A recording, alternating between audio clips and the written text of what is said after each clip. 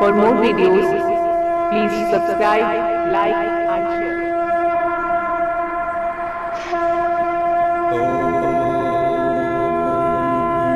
दुर्गे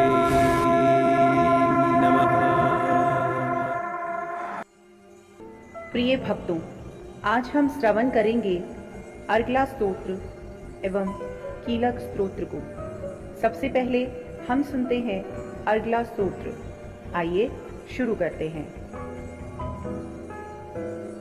ऋषि मार्कंडेय जी बोले, जयंती, मंगला, काली, भद्रकाली, कपालिनी, दुर्गा, शिवा, धात्री, स्वाहा, स्वधा आदि देवियों को मेरा नमस्कार हो।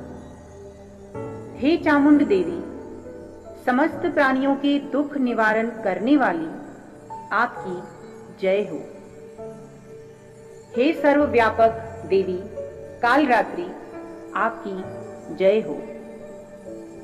मधु तथा कैटभ दैत्यों का दलन करने वाली, ब्रह्मा जी को वर देने वाली आपको नमस्कार हो। हे देवी, आप मुझे सुयश, रूप, जय, यश दो तथा काम, क्रोध आदि का शत्रु का नाश करो। महिषासुर का नाश करने वाले भक्तों की सुखदाता देवी जी को नमस्कार हो।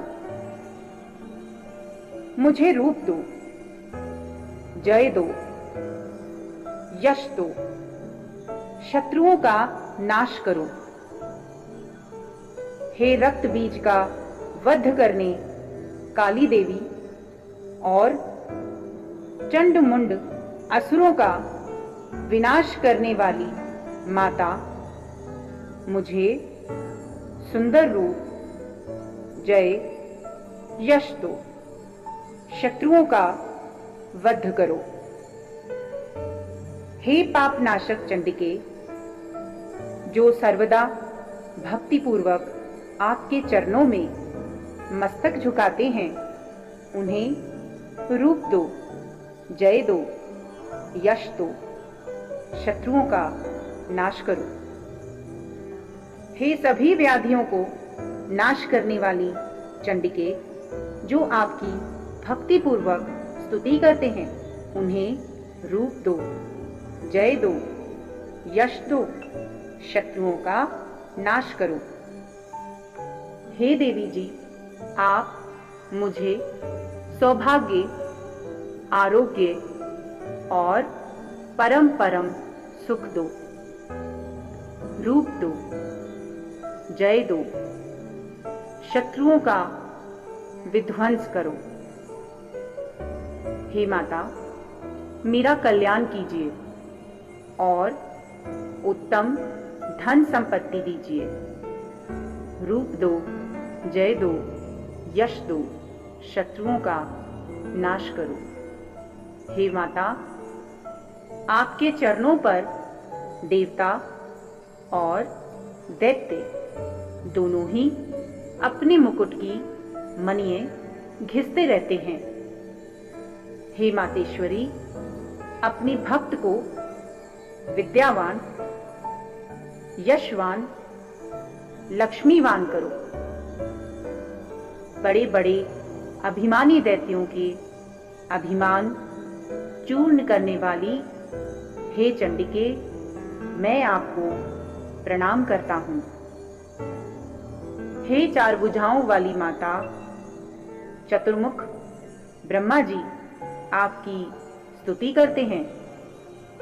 हे परमेश्वरी, रूप दो, जय दो, यश दो, बैरियों का विध्वंस करो। हे मातेश्वरी, विष्णु भगवान आपकी निरंतर भक्तिपूर्वक स्तुति करते हैं। मुझे रूप दो, जय दो, यश दो, बैरियों का विध्वंस करो। श्री पार्वती के पति महादेव जी से स्तुत्य हे प्रामेश्वरी, रूप दो, यश दो, शत्रुओं का नाश करो। हे देवी जी, आप तो कठोर भुज दंड रखने वाले दैत्यों का घमंड भी नाश कर देती हो। हे अंबिके, आप अपने भक्तों के लिए अपार आनंद की वृद्धि करती हो। मुझे रूप दो, यश दो, शत्रुओं का नाश करो। हे मातेश्वरी जी, आप मुझे वह पत्नी प्रदान करें जो मेरी इच्छाओं के अनुकूल हो और इस भयानक संसार रूप समुद्र से मुझे तारने वाली हो, उत्तम कुल से उत्पन्न हो। जो भी पुरुष इस स्तोत्र का पाठ करके ही महास्तोत्र कीलक का पाठ करता है, वह सप्तशती के पाठ जप से मिलने वाले वर एवं श्रेष्ठ संपदा के फल को प्राप्त कर लेता है। जय मां अम्बे, जय मां दुर्गा। इसी के साथ अर्गला स्तोत्र की समाप्ति होती है। अब हम कीलक स्तोत्र को श्रवण करेंगे।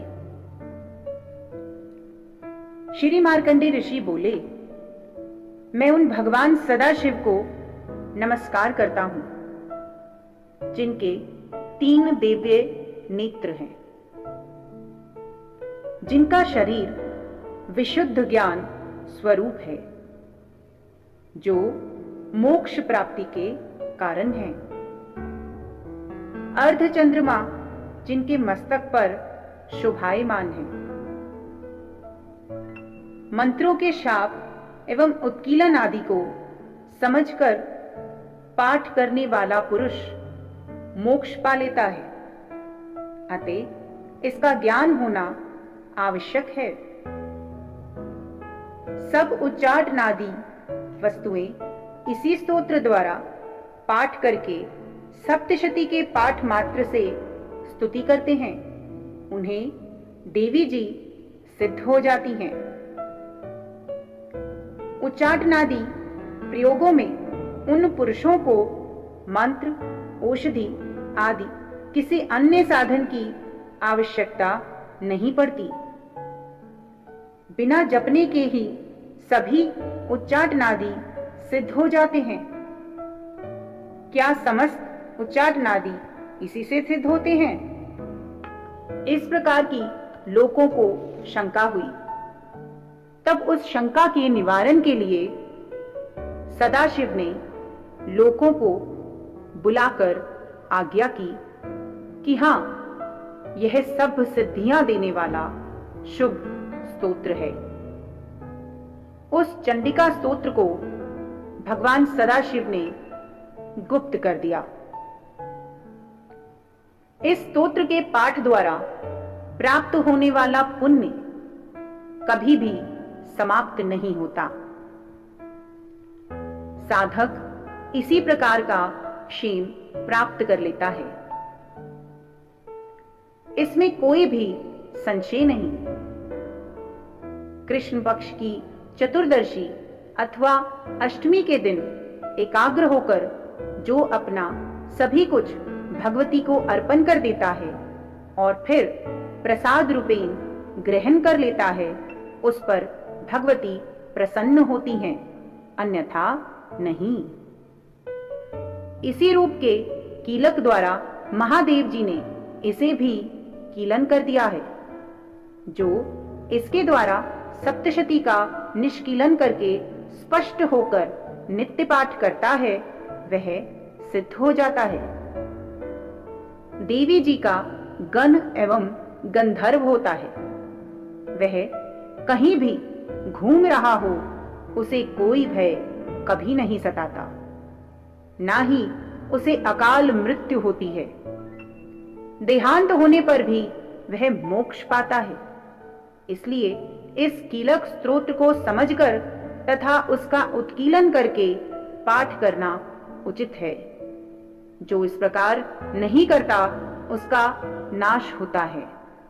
तभी तो बुद्धिमान इसे समझकर ही उत्कीलन से संपन्न स्तोत्र का पाठ आरंभ करते हैं। जो कुछ भी रमणियों में सौंदर्य, सौभाग्य आदि दिखाई देते हैं, वे सब के सब श्री देवी जी की कृपा के फल हैं। इसी कारण इस शुभ स्तोत्र का जप सदा करते रहना चाहिए। इस स्तोत्र के मंद स्वर से पाठ करने से थोड़ा फल मिलता है, उच्च स्वर से अधिक फल मिलता है। सभी सिद्धियां प्राप्त होती हैं। अतः उच्च स्वर से पाठ आरंभ करें। जिस भगवती की कृपा द्वारा सौभाग्य, आरोग्य, संपत्तियां, शत्रुनाश तथा परम मोक्ष की प्राप्ति होती है, उस जगत की माता की स्तुति अवश्य करनी चाहिए। जय मां दुर्गे।